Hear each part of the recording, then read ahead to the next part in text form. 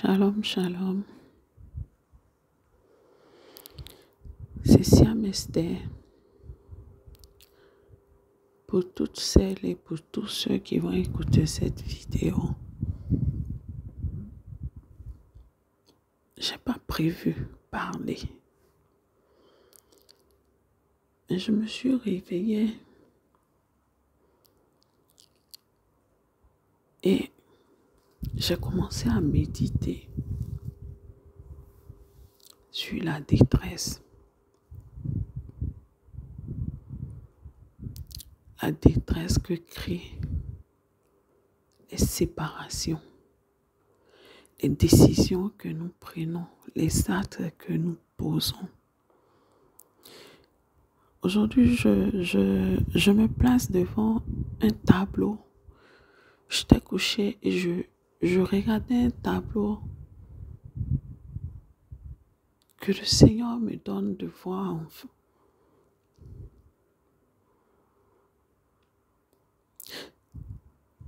Ça fait un moment que mon foyer, je suis mariée, mais séparée. Je suis mariée, mais séparée. Parce que mon mari est parti de la maison. Et dans cette période douloureuse que aujourd'hui je vais dire que j'étais en train de traverser, parce que aujourd'hui j'arrive à supporter cela un tant soit peu. Le Seigneur me met sur mon chemin une jeune fille avec son enfant que j'ai croisé, qui est venue se faire former là où je travaillais. Dans les débuts, elle avait un bébé, un petit garçon. Et tout le monde pensait, en tout cas, on pensait que celui avec qui elle avait fait l'enfant, c'était son copain, tout et tout. Mais au fur et à mesure que le temps passait, moi, je me suis rendu compte que le père de son enfant avait une famille qu'il avait abandonnée pour elle. Imaginez un peu, quand j'ai su ça, le choc était fort. Mais j'étais responsable dans ce lieu-là et j'étais responsable. Quand on m'a nommé responsable, je suis quelqu'un, pour ceux qui me connaissent, mes intimes, ils savent que j'ai un cœur qui aime donner conseil, qui aime parler, qui n'aime pas voir les gens dans la détresse, sans les aider à sortir de là. Même si ce n'est pas au travers de l'argent, mais des paroles que je vais donner, des exhortations, des conseils. Et c'est ce que je faisais avec toutes les filles qui venaient se former dans ce salon-là. J'essayais de leur donner des conseils, qu'est-ce qu'il faut qu'elles fassent, comment elles devaient se comporter pour vite apprendre le métier, tout et tout. Et de temps en temps, je rentrais dans leur intimité pour essayer de voir, quand je vois qu'une est un peu triste. En tout cas, j'essayais de faire de mon mieux pour qu'il y ait l'harmonie entre les filles, pour que vraiment, j'essayais de soutenir chacune. Et c'est comme ça que j'ai su que le père de son enfant n'était pas son mari, mais il avait une famille qu'il avait abandonnée pour elle. Et dans cette période, ce monsieur est en train de lui tourner le dos pour aller vers sa femme et ses enfants. Et c'était vraiment difficile pour elle. Aujourd'hui où je viens parler de cela, aujourd'hui encore, je suis en train de lui donner des conseils. Et je disais à Dieu, Seigneur, pourquoi tu me mets dans cette situation? Parce qu'il y a des moments quand je la regarde, je vois cette fille avec laquelle mon mari vit. Je vois cette fille qui vient de faire un enfant à mon mari. Mais tu me mets dans cette situation, je ne comprends pas ce que tu es en train de faire, Seigneur. Mais cette petite, je l'aime parce que je ne sais pas aimer à moitié. Quand je mets quelqu'un dans mon cœur, je mets véritablement cette personne dans mon cœur. Je la porte dans mon cœur. Et de toutes les filles qui sont passées dans ce salon où j'étais responsable, la dernière vague dont fait partie cette fille, je ne les ai pas vraiment... Moi, je me suis mise à l'écart parce que je voulais déjà aller ouvrir mon salon. Et j'ai placé celle que je voyais comme... qui allait prendre ma place quand j'allais partir comme responsable. Et les autres filles qui étaient là, qui travaillaient déjà, j'ai nommé des responsables et des sous-responsables. J'ai demandé à ces filles de les former, que je n'avais pas la tête à former. Mais quand je pouvais, je corrigeais leur travail et j'essayais de les orienter par rapport à la formation que les filles leur donnaient. Et cette dernière vague, ces filles-là ont été vraiment tellement reconnaissantes. Et un jour, je suis restée là, j'ai dit à Dieu, des filles que je n'ai pas vraiment formées.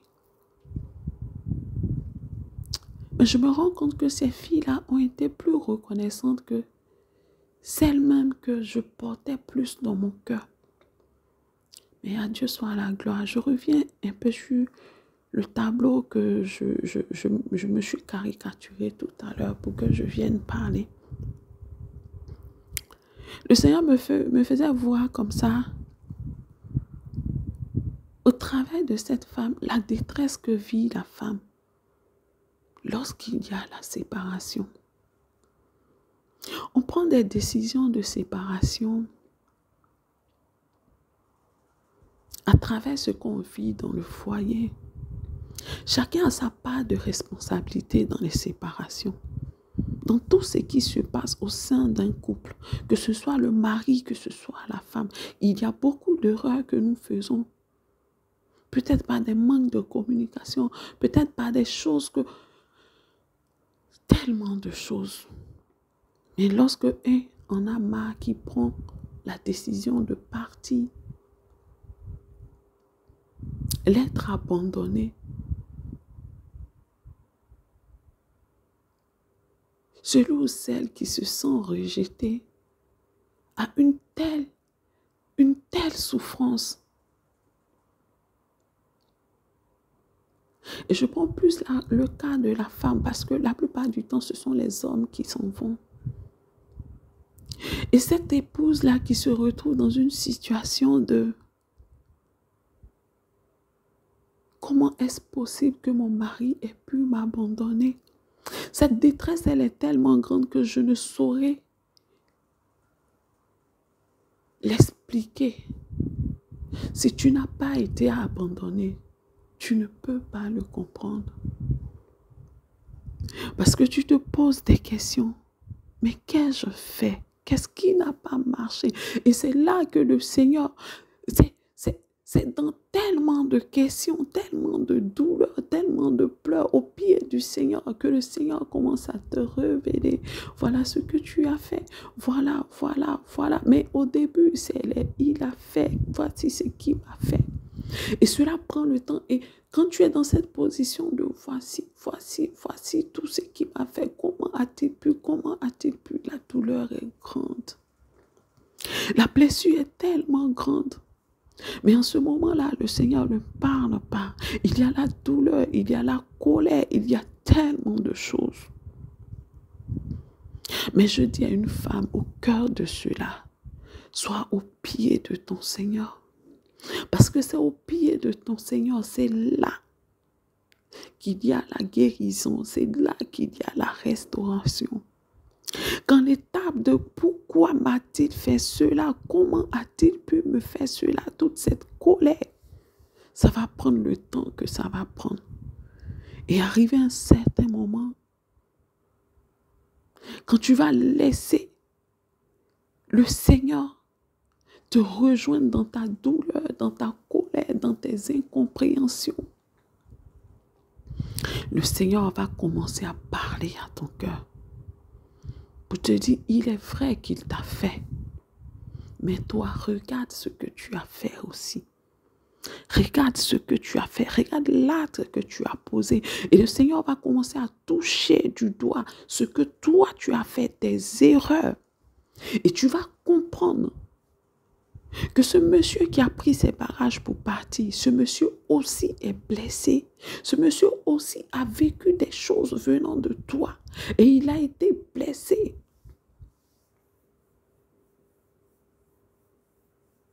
Au point de prendre ses affaires pour partir. Mais au moment où le Seigneur est en train de travailler sur ton cœur, ce monsieur, quand il s'en va refaire sa vie. Parce que rares sont les hommes qui s'en vont et qui restent seuls. Et au cœur de tout ce que le Seigneur est en train de faire dans ton cœur, tout ce chemin de guérison par lequel le Seigneur te fait passer beaucoup de douleurs, beaucoup de choses. Tu passes par la dépression, tu passes par la colère, tu passes par l'amertume. Deux fois, tu te sens tellement rejeté que tu perds même l'estime de soi. Tu te sens plus femme. Mais tout cela, le Seigneur commence à te restaurer peu à peu, peu à peu, peu à peu, jusqu'à ce que tu commences à renaître au pied de ton Seigneur.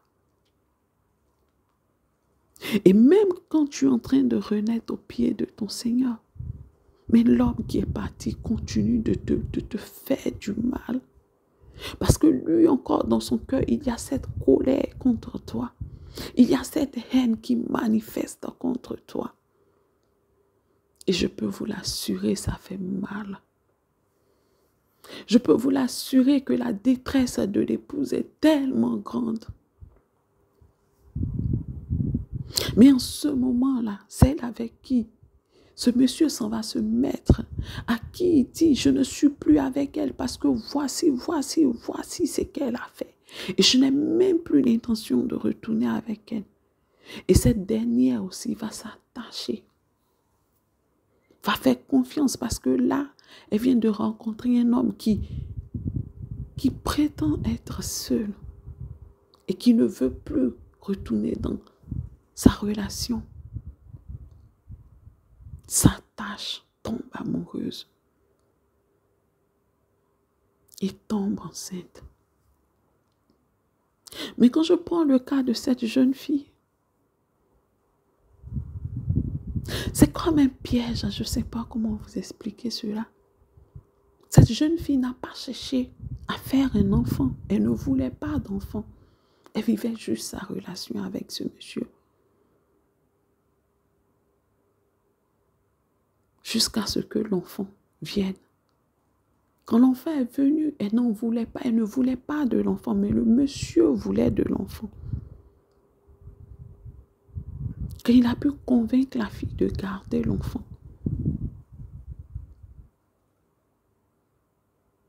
que la grossesse était à 3 mois, elle me disait, depuis ce temps, je n'ai plus ri jusqu'au jour d'aujourd'hui où l'enfant va avoir 2 ans. Et où je vous parle, le monsieur, il est retourné auprès de son épouse et de ses enfants. Mais la misère qu'il fait traverser à la fille, et si je peux dire à l'enfant, j'étais là, aujourd'hui que j'ai décidé de rentrer au pays, ça c'est entre parenthèses. Ces jeunes filles-là ont décidé de me faire à manger pour me dire merci pour tout. Et je voyais l'enfant qui était là, qui suivait un monsieur, un ami à nous. Et je disais à sa maman, il a besoin d'une figure paternelle. Et sa maman me disait, ça va lui passer. Je suis restée calme pendant tout le repas et je regardais l'enfant, je regardais ma fille. Comme j'aime bien les appeler mes enfants. Arrivé à un certain moment, j'étais triste et il y a une qui m'a dit, maman, pourquoi tu es triste? Je lui ai dit non, t'inquiète pas, il n'y a rien. Mais je voyais la détresse que la fille vivait. Je ne sais pas si vous pouvez comprendre ce que je ressens. Il y a des moments où je vois la fille comme la fille qui vit avec mon mari et qui vient de faire un enfant. Et en même temps, je la vois comme ma fille qui est là et qui est en train de souffrir. Et je dis, Seigneur, qu'est-ce que tu me fais? Que veux-tu que je comprenne? Et cette fille qui me parle de toute sa détresse, de toute sa déception. Et en fait, je me rends compte que ma douleur, ce que je traverse, est la même que ce qu'elle traverse.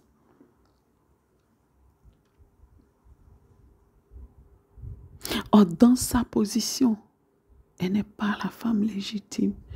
Le monsieur n'a fait que retourner vers son épouse avec laquelle il est marié légalement. Et ils ont 2 enfants. Mais sa détresse est la même que ce que moi, l'épouse, je suis en train de traverser. La même chose, les mêmes douleurs, les mêmes humiliations, la même chose. Et je dis, Seigneur, ce que je comprends, c'est que tu sois l'épouse qui a été rejetée par l'homme et que tu sois dans la position de, comme les gens aiment bien le dire, en Afrique, la tchisa, pour laquelle on a abandonné l'épouse et qu'on abandonne maintenant pour l'épouse. La détresse est la même. La douleur est la même. De même que l'épouse a besoin du Seigneur pour être restaurée. De même que la tchisa qui a été abandonnée par le monsieur pour qu'il retourne vers sa femme a besoin du Seigneur pour être restaurée. De même que les enfants légitimes ont été blessés, abandonnés, ont besoin du Seigneur pour être restaurés. De même, ce petit être aussi qui est né avec la tchisa a besoin d'être restauré. Parce que blessé aussi par l'absence du père qui est retourné vers ses enfants et la mère. Je ne sais pas qu'est-ce que le Saint-Esprit veut enseigner à une femme ou dire à une femme.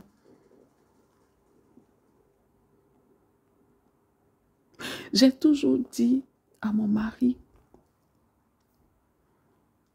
le jour où tu vas m'abandonner pour une femme et que tu vas faire un enfant dehors, jamais je ne vais laisser cet enfant rentrer dans ma présence et être dans la présence de mes enfants.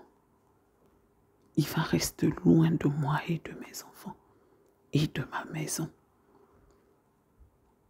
Mais aujourd'hui, je regarde cette situation et je vois cette détresse de cette mère abandonnée avec son enfant.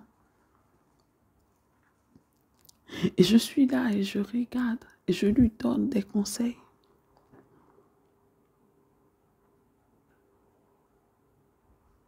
Je lui donne des conseils qu'il faut. Je la soutiens par des paroles, par des versets bibliques pour qu'elle se relève, qu'elle avance. Qu'elle soit une mère forte, qu'elle se batte pour son enfant.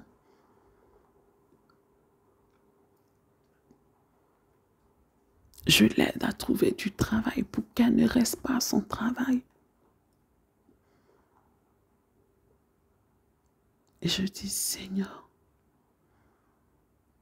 tu es souverain en toutes choses.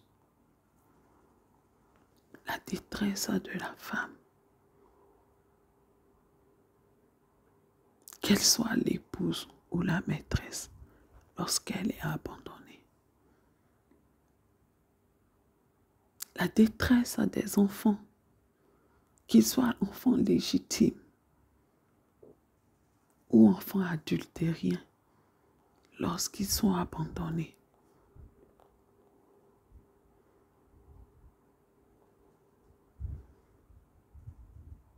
Que le Seigneur se souvienne de toutes ces femmes, quelles que soient là où elles sont, qui traversent cela et qui souffrent.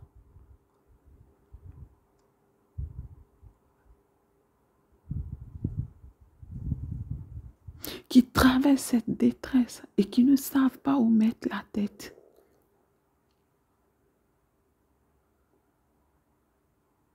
Être abandonné n'est pas une chose facile. L'abandon est toujours accompagné d'humiliation, de rabaissement, de paroles méchantes. Et je veux te dire, femme, il s'appelle Jésus-Christ de Nazareth, celui qui restaure et qui guérit les cœurs. Il est le Dieu fidèle qui n'abandonne pas. Il est le Dieu qui guérit, qui restaure et qui te donne la force d'avancer.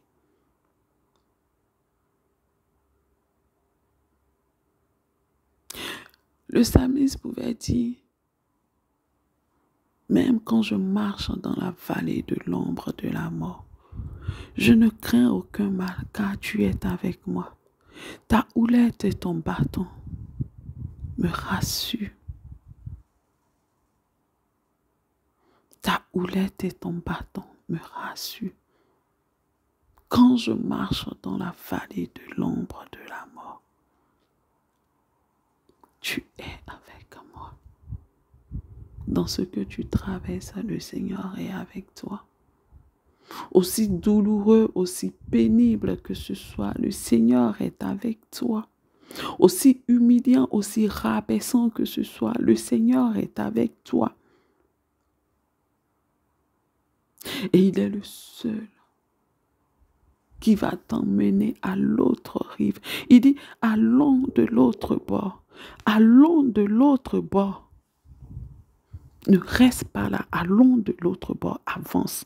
Avance avec le Seigneur. Allons de l'autre bord.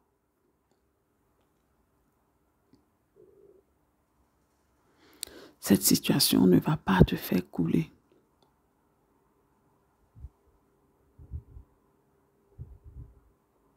Cette situation ne va pas te faire fléchir. Il dit, allons de l'autre bord.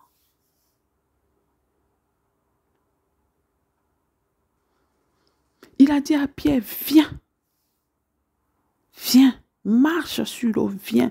Aie les yeux fixés sur moi et avance. Il dit, ne regarde pas la tempête, ne regarde pas au vent, ne regarde pas au vent qui est contraire, mais regarde-moi et avance. Ne regarde pas à la circonstance, ne regarde pas la mer qui est en bas de toi. Non, arrête de réfléchir, mais regarde-moi et avance. Femme, je veux t'exhorter à avancer. Il faut que tu avances. Que tu sois l'épouse abandonnée, que tu sois la maîtresse abandonnée, il faut que tu avances. Il faut que tu aies les yeux sur Dieu. Il faut que tu comptes sur le Seigneur et que tu avances. Avance. Malgré la douleur, avance. Malgré l'humiliation, avance. Malgré les rabaissements, avance. Malgré les paroles méchantes, avance. Avance. Avance.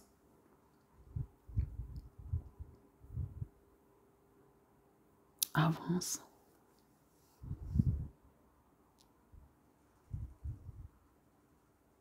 Aujourd'hui, je pense à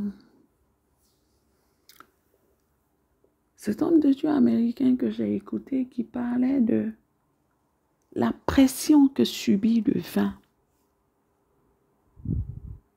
le raisin, la pression que subit le raisin, le processus que subit le raisin pour être transformé en vin. Il disait comme ça que le raisin est broyé. Il faut enlever sa peau, presser pour qu'il donne son jus.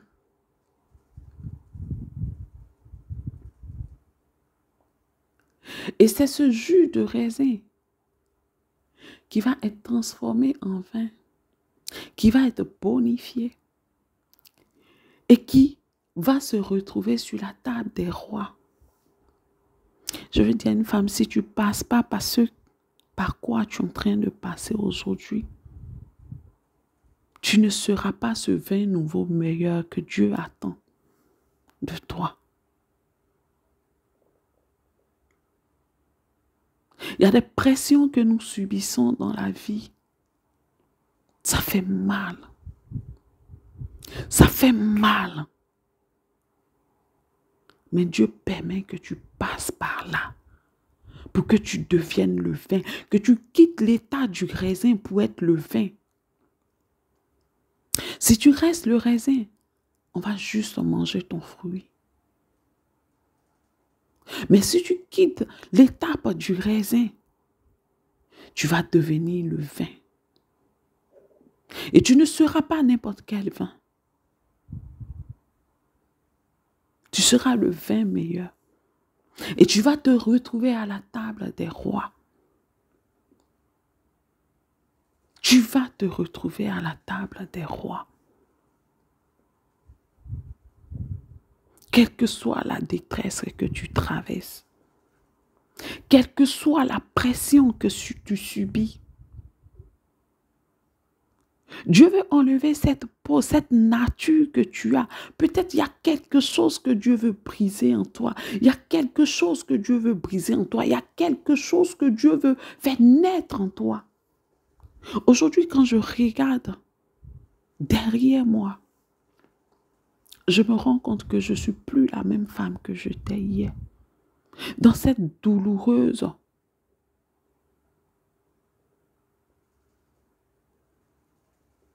histoire que je suis en train de vivre, dans ce passage douloureux de ma vie, Dieu est en train de faire sortir l'Esther qu'il veut que je sois. Dieu est en train de faire sortir la Sonia qu'il veut que je sois. Dieu est en train de faire sortir la Tchaoulé qu'il veut que je sois.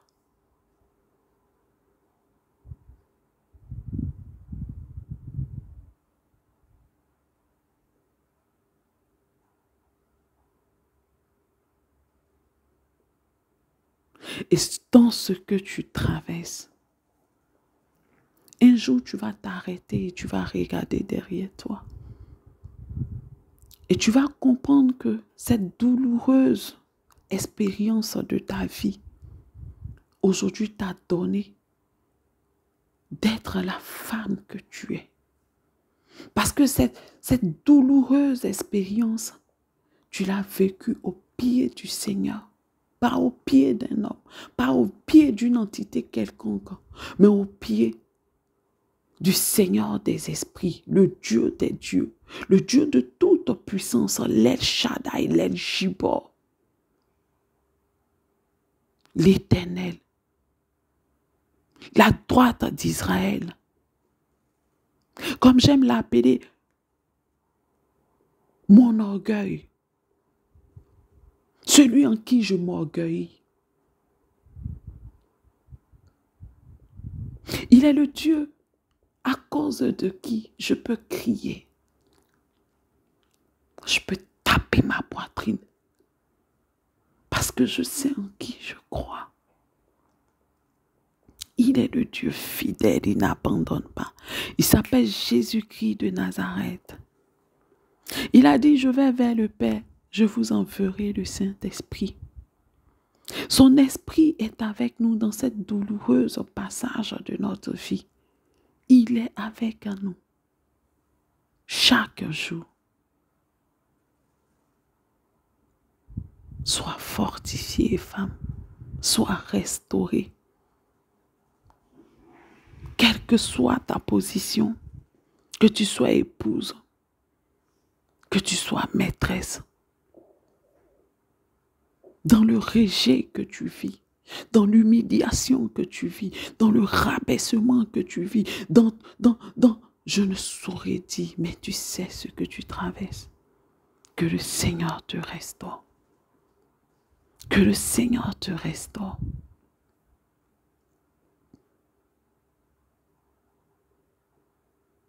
Nous faisons des choix. Aujourd'hui, je ne suis pas là pour juger quelqu'un sur ses choix.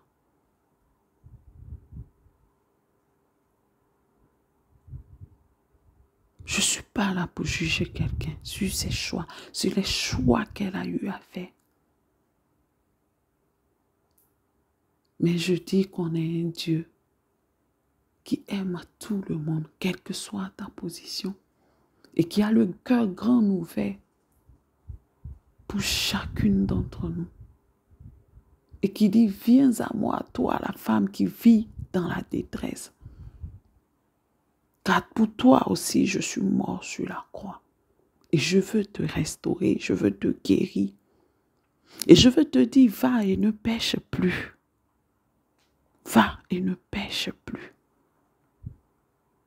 Et c'est sur cette parole que je vais m'arrêter.